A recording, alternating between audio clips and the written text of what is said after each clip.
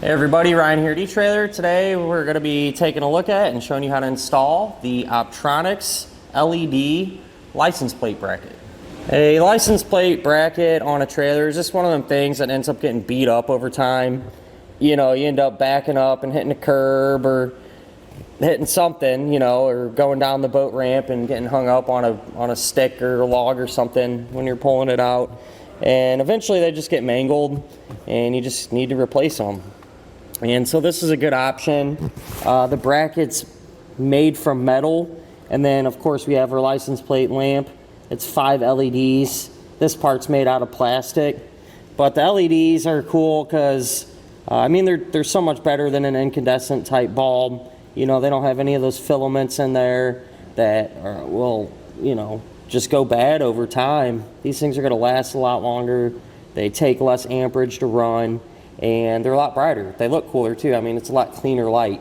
So it'll keep you legal, you know, when you're going down the road, just like the bracket itself. Obviously, it's a license plate bracket. It's not very glamorous, right? But, you know, when it comes to staying, you know, lawful, it's something you got to pay attention to. With that said, this is going to be submersible. So, you know, for a boat trailer like we have today, not going to have to sweat getting it wet. I do always suggest, so, you know, probably unplug your lights, make sure there's no power to them at the very least before you submerge any type of light, just to be on the safe side. And other than that, I mean, pretty straightforward, you know, not a whole lot to it. I do like that it's metal. I feel like them plastic ones, they just get sun-baked over time and they just crack and kind of fall apart. This one, it doesn't come with any hardware. That'd have been kind of nice if they would give you some license plate screws and stuff, but not a huge deal. Use what you got, or you can also pick some up here at etrailer. We have tamper-proof type nuts and bolts too, that you can use. So if you have like I know some states you can get a permanent trailer plate. Probably not a bad idea to get some tamper-proof screws for it so those don't run off and end up on someone else's trailer. On the back of the bracket, it's a little tricky to see, but they give you a foam seal that kind of goes around everything just to help keep it sealed up. So that should help out a little bit, especially if you're putting this in water. And as far as getting it installed, I mean, really not much to it. It bolts into place, and then you got 2 wires to hook up, your ground wire, and then of course your power wire, which will go to your taillight signal. That way, whenever you turn your taillights on, the license plate lights up. So if you'd like to see how we did it, feel free to hang around. We'll go ahead and put this one on together now.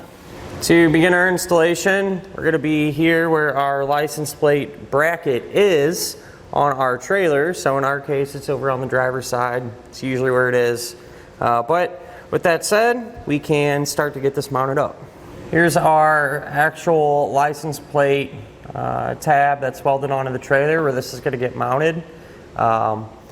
With this one being essentially a direct replacement of the one that was on there, we don't really need to drill any holes or anything, and chances are pretty good if you have this style to begin with. They're all pretty much the same, you know. But so ours is going to bolt right up. If you need to, you just need to use, you know, this is a template to drill out your holes, and then obviously drill a hole in the middle there for your wires to pass through it. So we'll get our wires fed through here. And I'm just using some stainless steel hardware.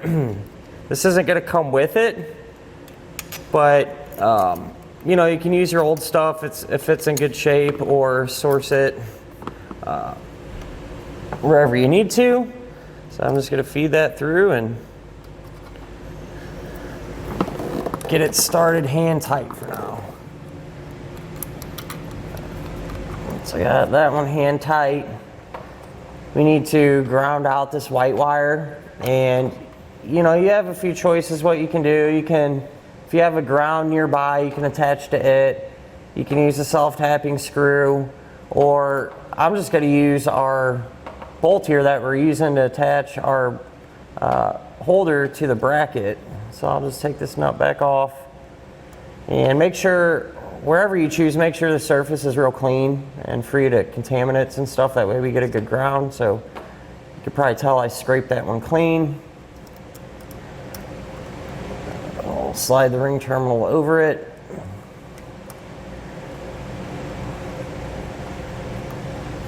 And get our hardware started here. And then I'll come back with my screwdriver and my socket and tighten everything up.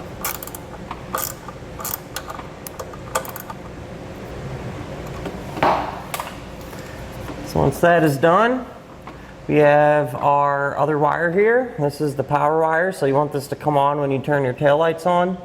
And that's where this wire is. This one here is coming from our taillight signal on our trailer. And I'm just going to cut this to length and then strip back the insulation.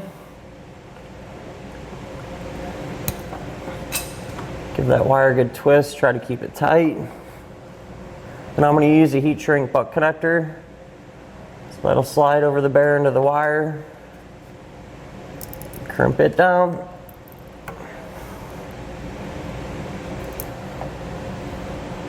And then put it over our black license plate wire. Crimp it. And being heat shrink, I will come back with my heat source and seal up the ends.